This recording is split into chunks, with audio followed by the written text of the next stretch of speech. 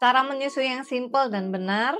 Nah, ini banyak sekali ditanyakan sama saya. Oleh karenanya, Mami bisa simak panduan saya dengan cara yang sangat-sangat simpel. Namun jika masih kesulitan, Mami bisa segera kunjungi konselor menyusui terdekat ya, Mams. Hai Mams, perkenalkan saya Yvonne, konselor menyusui sekaligus instruktur pijat bayi. Dalam menyusui ada dua hal yang harus kita amati, yaitu bagaimana ibu menempatkan bayi saat menyusui di badannya, dan apakah bayi ini saat menyusu memiliki refleks primitif yang bekerja dengan optimal. Jadi tidak selalu dalam kegiatan menyusui itu ketika terjadi kegagalan, itu dari pihak ibu yang salah. Bisa juga karena bayi yang kurang mengaktifkan refleks primitifnya dengan optimal. Kali ini kita bahas terlebih dahulu dari sisi ibunya ya. Saya akan gunakan bahasa yang sederhana, jadi supaya Mami lebih memahami dan lebih mudah mempraktekannya. Nah, dalam menyusui itu kita bisa menggunakan bantuan bantal menyusui, tapi ini sifatnya opsional.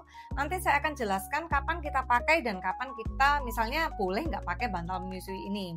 Namun yang pertama, saat menyusui pastikan Mami duduk dalam kondisi yang nyaman, jadi kalau bisa pilih kursi yang ada sandarannya. Kemudian pastikan postur tubuh Mami itu tidak berubah saat menyusui. Jadi semisal nih Mami menyusui sudah memutuskan, oh iya oke saya akan bersandar seperti ini, maka saat menyusui bayi itu Mami jangan tiba-tiba nantinya membungkuk. Jadi harus tetap bersandar seperti ini.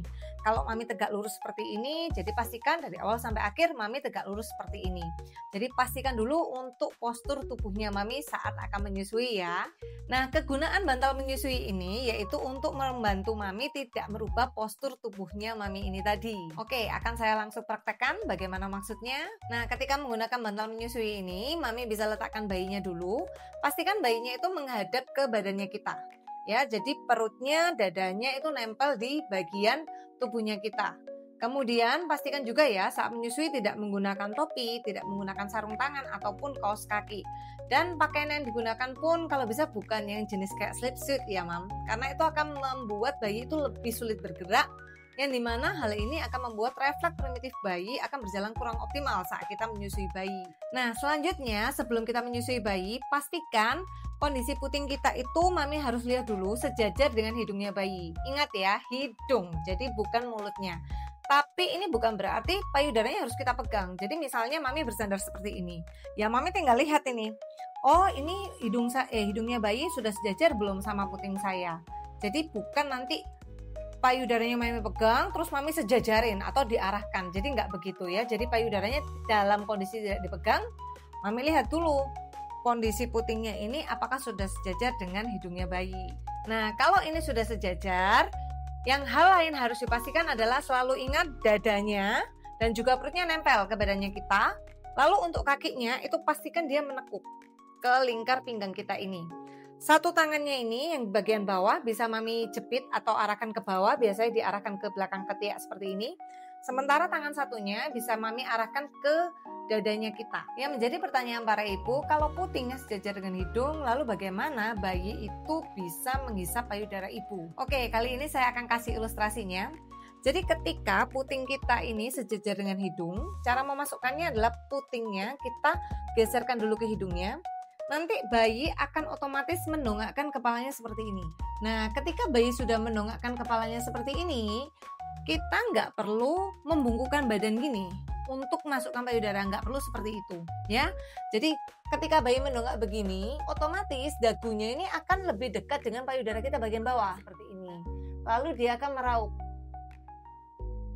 Nah, itu adalah cara menyusui bayi yang tepat. Jadi kalau Mami perhatikan gambar yang saya sertakan ini, di tanda silang itu terjadi karena apa? Karena Mami mensejajarkan puting dengan mulutnya. Jadi kalau Mami sebelum menyusui mensejajarkan puting dengan mulutnya bayi, yang terjadi adalah seperti yang tanda silang.